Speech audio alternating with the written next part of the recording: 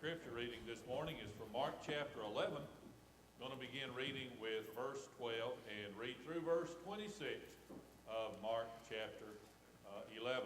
And as always, if you can and will, would you stand with me, please, out of reverence and respect for the reading of the word, and then just remain standing for our offertory hymn.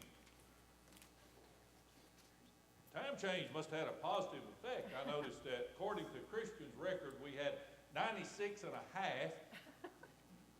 How did we get that half? Yeah.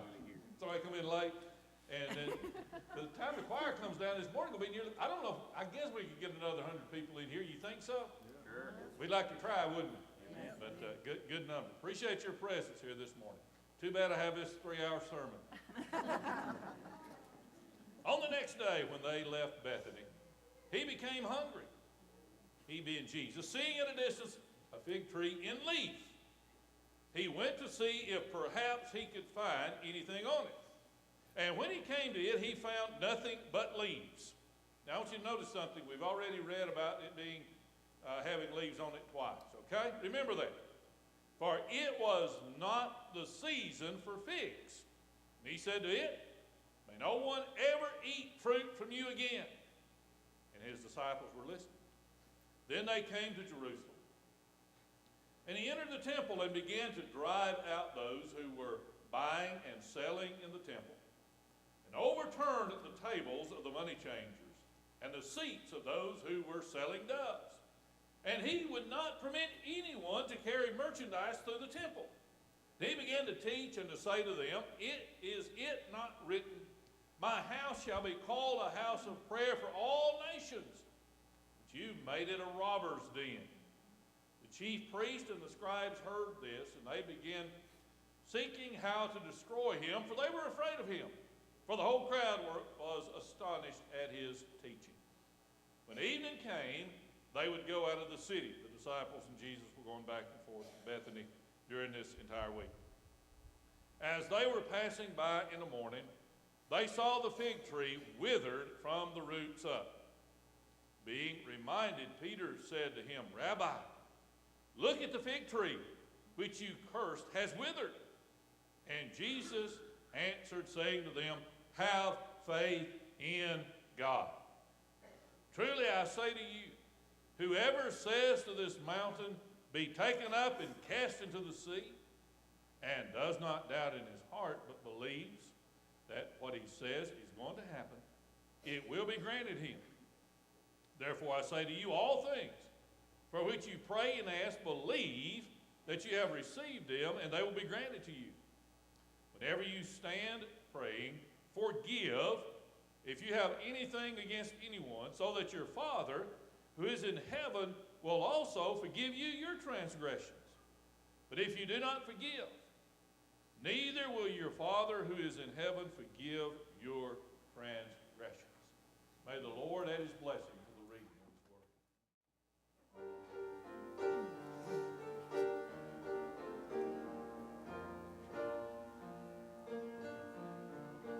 My Jesus, my Savior, Lord, there is none like you.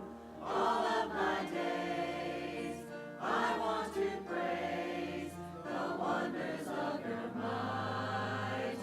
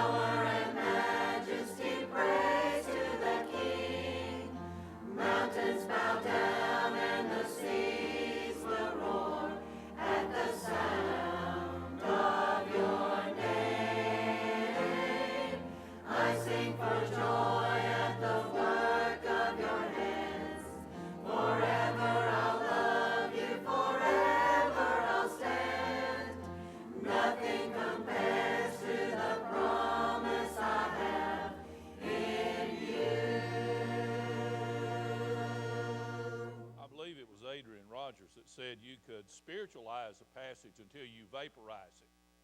In other words, you can just begin to draw things from it that's not there and get completely away from what the Scripture really teaches.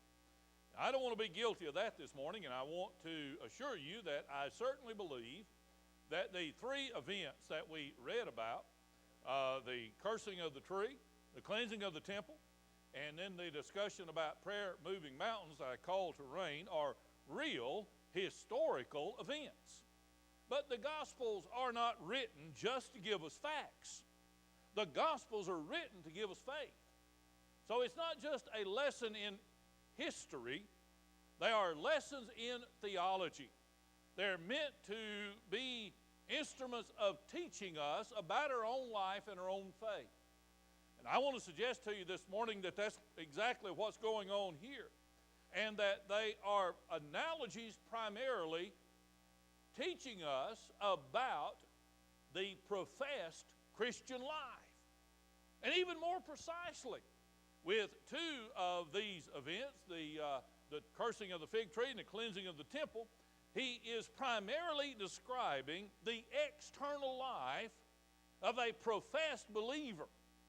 And then when he starts talking about faith, he is directing our attention to the internal life of the professed believer. The reason I keep using the word professed this morning, it's not really clear if these individuals believe in God or believe in religion.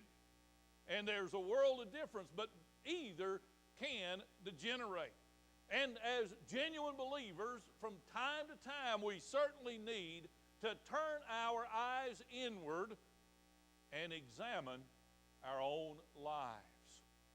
Let's look first of all then at the external life. What people see, what people think that we are. Notice that he is going from Jerusalem to Bethany, from Bethany to Jerusalem, which he did the last week of his life, not wanting to stay in Jerusalem, and stayed in Bethany with some friends.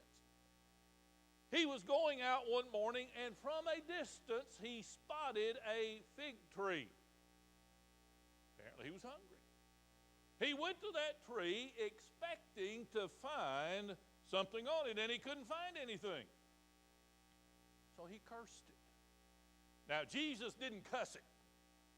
He placed a curse on that tree. Shall no one ever eat from you again. What is going on here? Well, let's examine this tree in its historical situation. Now, I want to suggest a few things to you using the letter of the alphabet, F. First of all, it was in a favorable situation. It must have been in some good soil and from good stock. Sometimes the autumn figs would remain on the tree until the new ones pushed them off the next summer. Maybe he was looking for some early figs. One writer says that since figs could be found on a fig tree typically, except for January and February, the statement that it was not the season for figs was needless or useless. Things like that bother me because there is nothing in my Bible except some of my notes that I've written that are useless or needless. God wanted it there for a reason. The reason is that Jesus went there looking for figs. You may be thinking, and I hope you think while I'm preaching. Do you ever think while I'm preaching? It be sleeping sometimes. It was forecasting fruit. It really was. I had a little fun with this, and I want to read this to you. This is not a fictitious fable fabricated on fig farming. It formulates factual facets of figs. My forlorn flinging of facts about fig farming may fluster your feelings. Find forgiveness. Focus on the first feature of fig farming. Foliage follows fruit. Finding foliage forecasts fruit. In other words, foliage without fruit is a cascade. Huh? Fig trees put on figs before they put on leaves. the writer was careful to tell us twice that this tree had leaves. It was saying to everybody that walked by, come and get you some figs. I've got figs. It was a lying tree. Because you see, it was completely fruitless. More so than you may think. Because the fruit of the year before usually hung on at least a few until it put on the new fruit. That means it was like one writer said, it was hopelessly fruitless. It was fruitless the year before, or there would have still been some hanging on. It had leaves, so it was going to be fruitless that year. So for at least 2 years, even though it said, I am producing fruit, it was fruitless, and being fruitless is fatal. That's important to remember. This tree was cursed, and it withered quickly. I mean, it's one thing to cut a weed down, and it turned brown all of a sudden.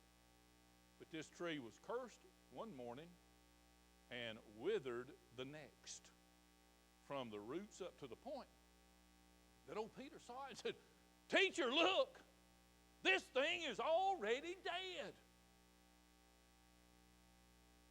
Fruitlessness leads to fatality. Listen to another story about a fig tree in Luke chapter 13, 6 through 9. And he began telling this parable. A certain man had a fig tree, which he'd planted in his vineyard, and he came looking for fruit on it and did not find any. So he said to the vineyard keeper, Behold, for 3 years I've come looking for fruit on this fig tree without finding any. Cut it down. Why does it even use up the ground? And he answered and said to him, Let it alone, sir, Lord, Master, for this year too, till I dig around it and put fertilizer on it. And if it bears fruit next year, fine. But if not, cut it down.